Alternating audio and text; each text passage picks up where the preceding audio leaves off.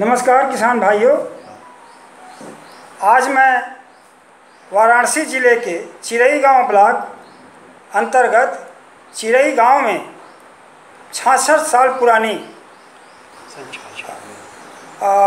1966 में स्थापित फल संरक्षण की इकाई के जो प्रोप्राइटर हैं उनसे आंवले में से क्या क्या चीज़ें बनती हैं वार्ता के लिए आया हुआ। आदरणीय हमारे किसान भाइयों को आप बताएं अपना परिचय देते हुए कि आंवले से क्या क्या चीज़ें प्रसंस्करण के माध्यम से बनाई जाती हैं, वो किसान भाई हमारे जानना चाहते हैं। आंवला एक ऐसा फल है जिसका महत्व आज से नहीं बहुत ही पुराने ज़माने से है।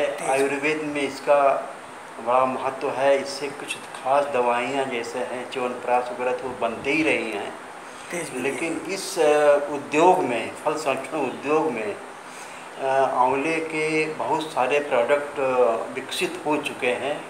इसमें मुख्य रूप से तो एक आंवला है, आंवले का मुरब्बा है, और मुरब्बे के बाद इसके जो सूखा मुरब्बा होता है जिसको आंवला कैंडी है वो भी काफ़ी प्रचलन में आ गया, उसकी काफ़ी मांग भी होने लगी है।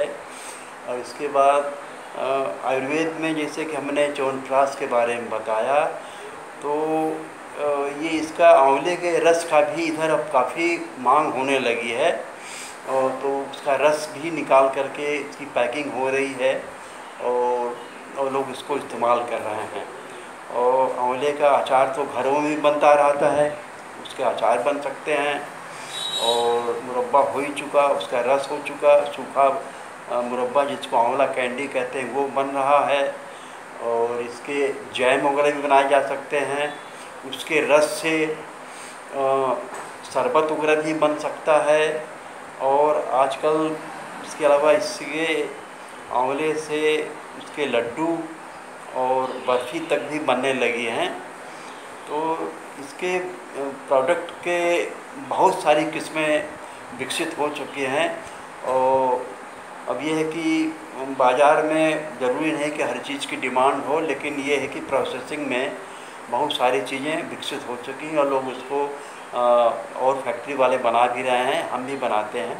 3-4 प्रोडक्ट तो हम ही बना रहे हैं, मुरब्बा बनाते हैं, और इसका अचार भी बन रहा है, उसका लड्डू भी बन रहा है, कैंडी भी बनाने का प्रोग्राम है। आगे चल के उसके रस को भी प्रिजर्व करने का भी कुछ प्लान है। तो इस तरह से बहुत सारी चीज़ें बनाई जा सकती हैं। और अब ये कि एक ऐसा फल, ये कमर्शियल, ये एक व्यापारिक फल है जिसकी बहुत ज़्यादा डिमांड है, बहुत डिमांड है। जितनी भी आयुर्वेदिक दवा बनाने वाली कंपनियां हैं सारे के सारे उनके यहाँ च्यवनप्राश में ख़ास तौर से इसकी बहुत ज़्यादा खपत है। आप अपने प्रसंस्करण के लिए जो आंवला खरीदते हैं जी, वो स्थानीय स्तर से खरीदते हैं? असल में अब ये है कि जो इसके पैदावार की असलियत ये है कि अपने इलाके में उतना आंवला पैदा होता नहीं है।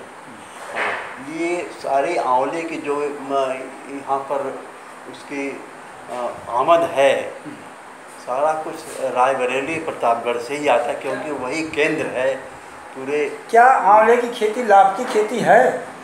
नहीं, हमारी अपनी खेती तो नहीं है, लेकिन कुछ लोग शौकिया पेड़ लगाए हुए हैं और उसमें भी फलत हो रही है। लेकिन हमारा ये है एक लोगों से राय है कि जिस तरह से लोग करौंदा लगाते हैं या फालसा लगा देते हैं, अगर आंवले की भी बागवानी की जाए तो कोई घाटे का काम नहीं होगा, क्योंकि इसकी मांग बहुत ज़्यादा है, बहुत ज़्यादा मांग है। हमारे किसान भाइयों को आपने परिचय नहीं बताया, हमारे किसान भाइयों को अपना परिचय बताइए। मैं तो इसी इलाके चिरई गांव का ही रहने वाला हूँ।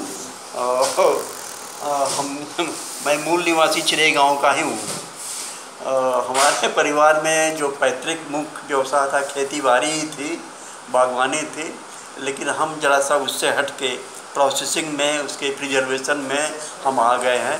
अब यही हमारा कारोबार है, यही हमारे सोर्स ऑफ इनकम है, यही हमारे आमदनी का स्रोत है। और हम जैसे सन 66 में हमने इसको इस्टेब्लिश किया हुआ था इस फैक्ट्री को, तब से हम करते चले आ रहे हैं और हमारे ख्याल से करते रहेंगे। अभी गांव में आपने लगाया है इसका क्या कारण है? लोग तो शहरों की तरफ बढ़ रहे हैं, आप गांव में इसको लगाए हैं।